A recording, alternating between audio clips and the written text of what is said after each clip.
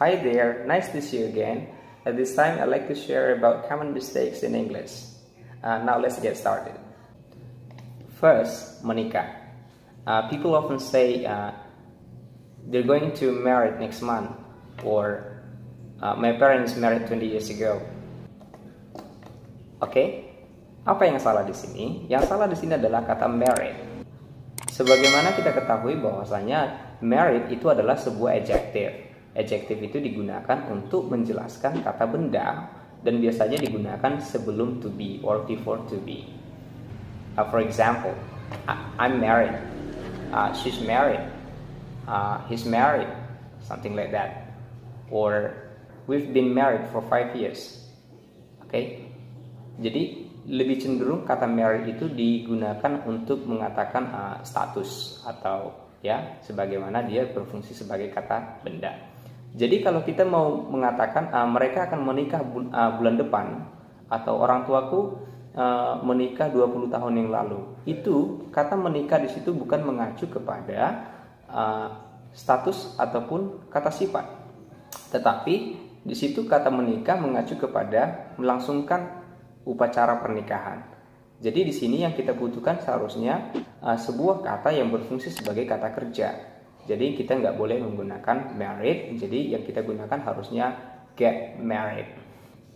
Begitu. Jadi yang benarnya we say they're going to get married next month, or my parents got married 20 years ago. The second is shorts. Okay. This shorts is nice. I bought a shorts yesterday. Okay. Apa yang salah di sini? Yang salah di sini adalah shorts. Shorts itu celana pendek. Sering ini terjadi kesalahan bahwasanya memang ini celana pendeknya satu buah, tetapi perlu kita ketahui bahwasanya kata shorts itu adalah sebuah kata yang selalu plural, always plural. Even though it is only one, meskipun ini hanya ada satu, tetapi itu dianggap jamak. Saya juga nggak tahu entah kenapa, memang udah dari sananya. Ya, saya hanya meneruskan saja. Mungkin nih ya, menurut saya, kenapa dia dikatakan jamak? Karena mungkin yang dilihat adalah di sini shorts, oke, celana pendek. Jadi dia dianggap jamak karena mungkin karena kalau dia kita hilangkan nggak ada artinya, ini nggak ada celana seperti ini gitu ya, yang ada dia sepasang kakinya nih ya, ini mungkin yang kita perhatikan adalah ininya shorts, jadi jamak. Jadi harusnya kita katakan these shorts are nice, or I bought a pair of shorts yesterday. Jadi nggak boleh kita gunakan a shorts. Jadi kalau kita mau mengatakan sebuah celana pendek, kita gunakan a pair of shorts, not a shorts. Karena a pair means that sepasang, this one. A pair of shorts, begitu. Berikutnya, third, buka. Okay, people often says, open your sandals, please. Open your sandals, please. That's quite weird. Okay. Because it's wrong. Kenapa? Karena kata open memang artinya buka, tetapi di sini saya mau tekankan bahwasanya kita gunakan kata open untuk membuka sesuatu yang tertutup. I will say, open your mouth, please. Open your eyes. Okay, open the door. Open your bag. Open your book. Open. Okay, membuka sesuatu yang tertutup. Akan tetapi kalau kita mau menyuruh seseorang untuk membuka sepatunya atau sandalnya atau apapun yang sedang dipakainya saat itu, kita nggak boleh menggunakan open karena yang dipakai itu bukan tertutup. Oke? Harusnya kita menggunakan take off. Take off your shoes, please. Take off your sandals, please. Jadi kalau dibilang take off itu lebih cenderung melepaskan apa yang kita pakai dari tubuh kita. Okay. For example, someone says to me like this, take off your shirt, please. So I have to take off, buka, melepaskannya dan meletakkannya. Tapi kalau saya nggak bilang open, oke? Jadi seperti itu perbedaan antara take off dengan open. Next, fourth, Aku baru tahu. Beberapa waktu yang lalu saya ada sedikit perdebatan dengan seorang teman, yaitu membilangkan aku baru tahu. Oke. Dia bilang I just knew it. I just knew it. Oke. Kalau kita kaji perkata dan tenses yang digunakan itu sekilas itu benar, ya. Saya, just, baru saja, knew, verb to dari know, ya, simple past tense. It. I just knew it. Oke. Dia menggunakan simple past tense. Jadi saya mau katakan ini salah. Kenapa kita katakan ini salah? Karena mungkin kalau dalam bahasa Indonesia kita tidak ada belajar yang namanya dengan tenses, belajar tentang waktu. Kita di dalam bahasa Indonesia kita menggunakan sama semuanya, waktu lampau, waktu sekarang, waktu yang akan datang kita gunakan kata kerjanya sama. Tetapi di dalam bahasa Inggris itu ada perbedaan antara waktu lampau, past atau present, sekarang, dan future. Jadi kalau kita bilang aku baru tahu, artinya di situ sebelumnya saya nggak tahu dan sekarang aku udah tahu, oke? Dan baru saja tahu. Jadi kalau kita boleh menggunakan simple past tense, harusnya kita gunakan gini. I didn't know that. I didn't know that. Saya tidak tahu itu. Kedengarannya berbeda. Sedikit aneh ya. Oke, sedikit saya jelaskan. I didn't know that. Saya tidak tahu itu di masa lampau. Tetapi sekarang aku udah tahu.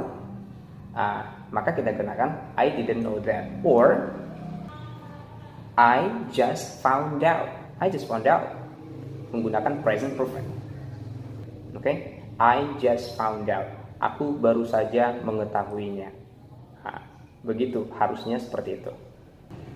Oke, now let's continue. Terakhir adalah bilangkan piket. Beberapa waktu yang lalu ada sebuah soal ujian dari sekolah. Di soal itu siswa diminta untuk menerjemahkan ke dalam bahasa Inggris. Soalnya seperti ini. Kami piket setiap Rabu. Oke. Kemudian ada seorang siswa sekolah tersebut bertanya kepada saya, coba tolong sir periksakan dulu sebentar. Oke. Kemudian saya sedikit protes dengan kata piketnya. Lalu dia bilang begini, tapi di sekolah diajarkan seperti itu, ya piket gitu. Sekarang kita lihat dulu, apakah benar bilangkan piket di sini kita gunakan tetap piket. Kita cek ke kamusnya saja ya. Oke, di sini kita mau lihat ke kamus. Di sini saya gunakan Oxford Dictionary. Oke, sekarang kita mari cari arti daripada piket itu sendiri berdasarkan kamus. Di sini saya gunakan Oxford Dictionary of English. Kita masukkan kata piket. Piket, oke.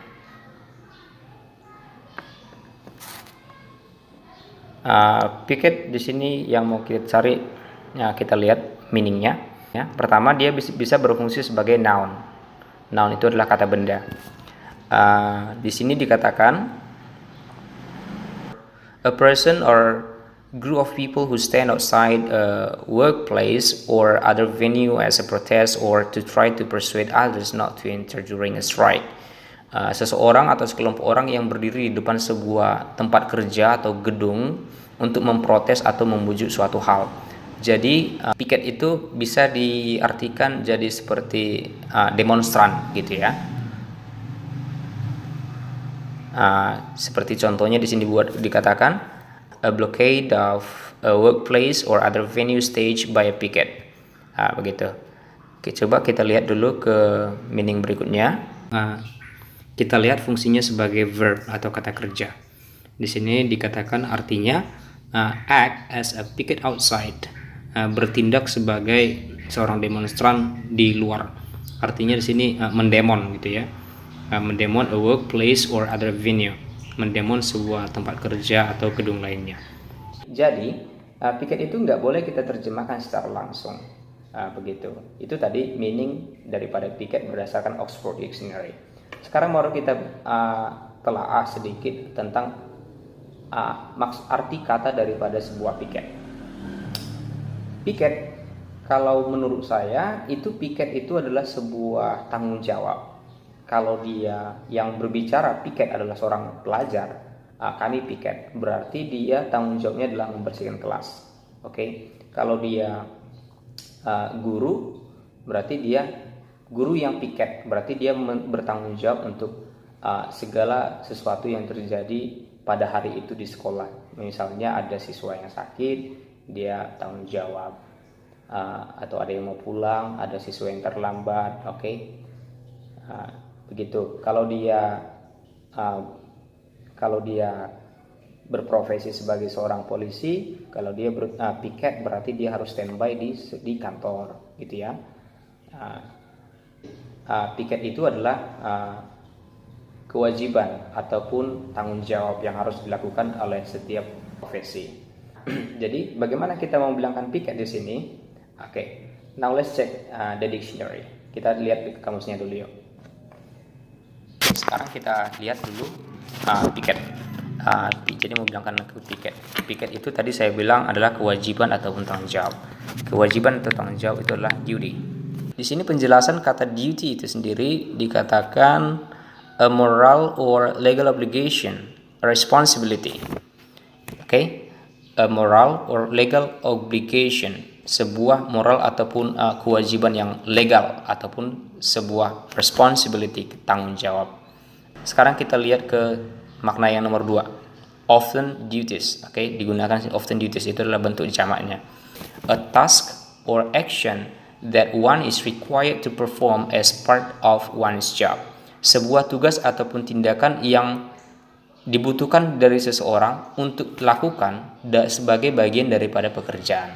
Oke, jadi kalau kita mau bilangkan piket, kita katakanlah duty, on duty. Oke, on duty. Jadi kalau kita mau bilangkan aku sedang piket, I'm on duty. Di sini kita katakan I'm on duty. Kalau enggak lagi piket, off duty.